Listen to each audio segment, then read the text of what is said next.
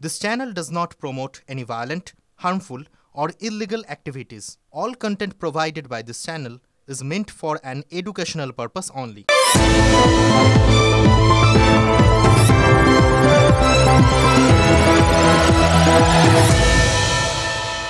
শুধু কি জিলিপি সন্দেশ? বাঙালি তো কম কিছু ছাড়েনি।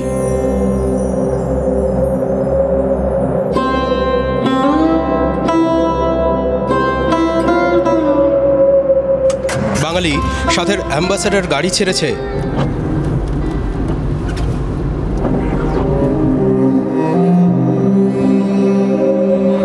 রাস্তায় ঘর ঘর করে চলতে থাকা হলুদ ট্যাক্সি ছাড়া বাঙালির বাহন হিসেবে হিন্দুস্তান মোটরসের গাড়ি সে তো বহুদিন হলো দেখা যায় না।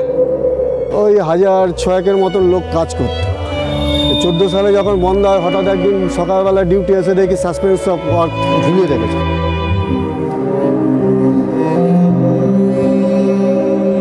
ডানলপের টায়ার ছেড়েছে বাঙালি। এই কার্গিল যুদ্ধের সময় তখন কারখানাটা বন্ধ। এই অবস্থাতে ইন্ডিয়ান এয়ারফোর্স বোফোর্স কামানের টায়ার থেকে শুরু করে প্লেনের টায়ার সব এখান থেকেই নিয়ে গেছে।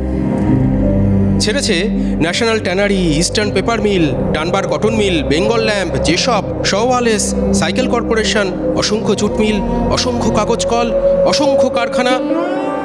আর বাঙালি ছেড়েছে সিঙ্গুরের গাড়ি কারখানা। বাঙালি ছেড়েছে, বাঙালি ছাড়তে জানে। শুধু অসুখ বিসুখ হওয়ার পরে জিলিপি সন্দেশ ছাড়ে বললে বাঙালিকে ছোট করা হয়। এ কথা বাঙালি মাত্রই জানে। সত্যি সত্যি বাঙালি ছাড়তে জানে, শিখে গেছে। শেখার শেষ তো নেই। আর আজকের থেকে কবের থেকে বলুন তো, বাঙালি তাদের মতো দানবীর। কাদের মতো?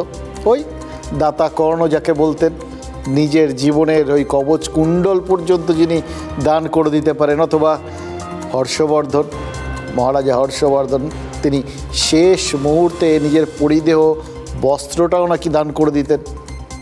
এরকম বাঙালি সব দিয়ে দিতে পারে, সব ছেড়ে দিতে পারে।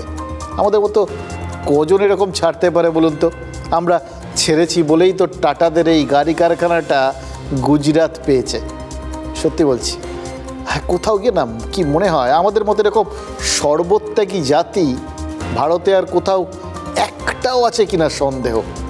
নিতে নয়, আমরা যেন দিতেই এসছি।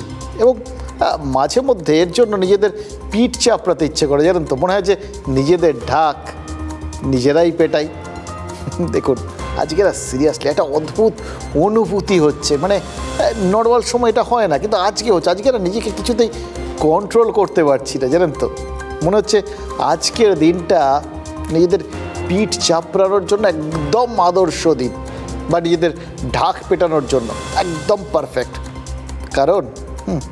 কারণ আমাদের একটা ঐতিহ্য, একটা সংস্কৃতি, একটা অভ্যেস। কারণ ব্রিটানিয়া এ রাজ্যে তাদের কারখানাটা বন্ধ করে দিচ্ছে। এই তারাতলায়, কলকাতার তারাতলায় ব্রিটানিয়ার যে ইউনিটটা ছিল সেটার ঝাঁপ বন্ধ হয়ে গেছে, জানেন তো। ভাবুন একবার, এ রাজ্যে যে কোম্পানির গোড়াপত্তন, সেই ব্রিটিশ আমলে যে কোম্পানিটা আমাদের রাজ্যে এই কলকাতা শহরেই পথ চলা শুরু করেছিল, সেই কোম্পানিটা আমাদের রাজ্য থেকে চলে যাচ্ছে। জন্মস্থানের সঙ্গে তার সম্পর্কটা ঘুচিয়ে দিচ্ছে, যাচ্ছে। কারণ আমরা যেতে দিচ্ছি। ভাবুন তো, এর থেকে বড় স্যাক্রিফাইস কি আর কিছু হতে পারে? আর বাংলা আর কিছু কি করতে পারতো? এরপরেও বলবেন যে আমরা এরকম স্যাক্রিফাইস আর কত করব? বাঙালি জিলিপি সন্দেশ ছাড়া কিছু কি ছাড়েনি। এই সমস্ত বলা হতো চিরকাল, জানেন তো। ওই অসুখ বিসুখ হওয়ার পরে নাকি শুধু আমরা জিলিপি সন্দেশ ছেড়েছি। এখন দেখলেন তো আমরা কত বড় বড় জিনিস ছেড়েছি, কত স্বার্থ ত্যাগ করেছি। আমাদের কি ইচ্ছে করে না কিছু পেতে? নিশ্চয়ই করে। হ্যাঁ, কোথাও গিয়ে যেন কি মনে হয় জানেন তো, আমাদের শরীরে না অদ্ভুতভাবে একই সঙ্গে ভোগীর লোলুপতা আর সন্ন্যাসীর উদাসীনতাটা কেউ একটা ইনজেক্ট করে দিয়েছে।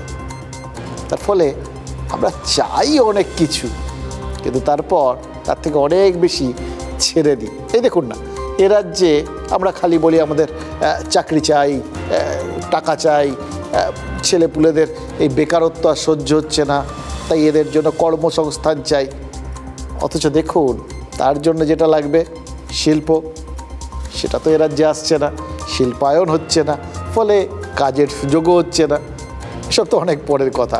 আমরা তো এ রাজ্যে তৈরি হওয়া যে শিল্প এখানকার সংস্কৃতিতে মিশে গেছিল, যে শিল্প বাঙালির অভ্যেসের সঙ্গে নিজেকে মিশিয়ে দিতে পেরেছিল, সেই শিল্পকেও তো আমরা ধরে রাখতে পারছি না।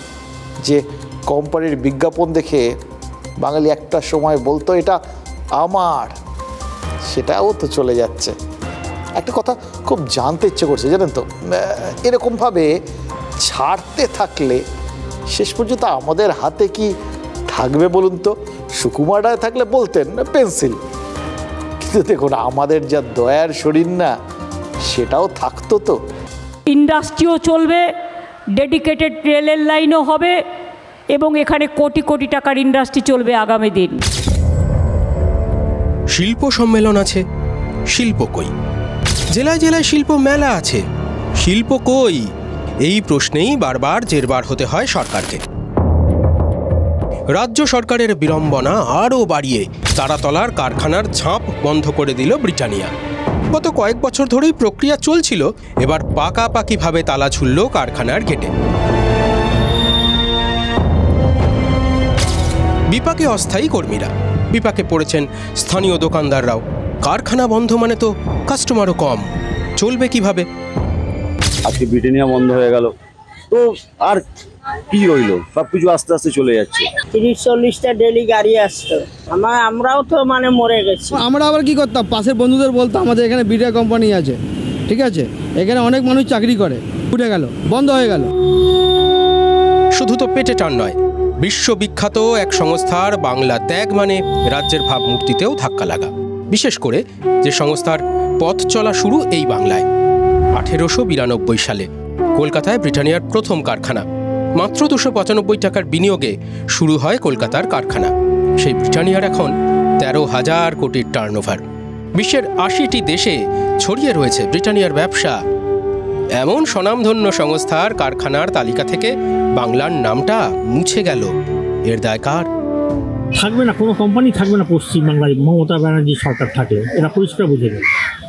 শুধু ব্রিটেনে না, কলকাতা বন্দর এলাকায়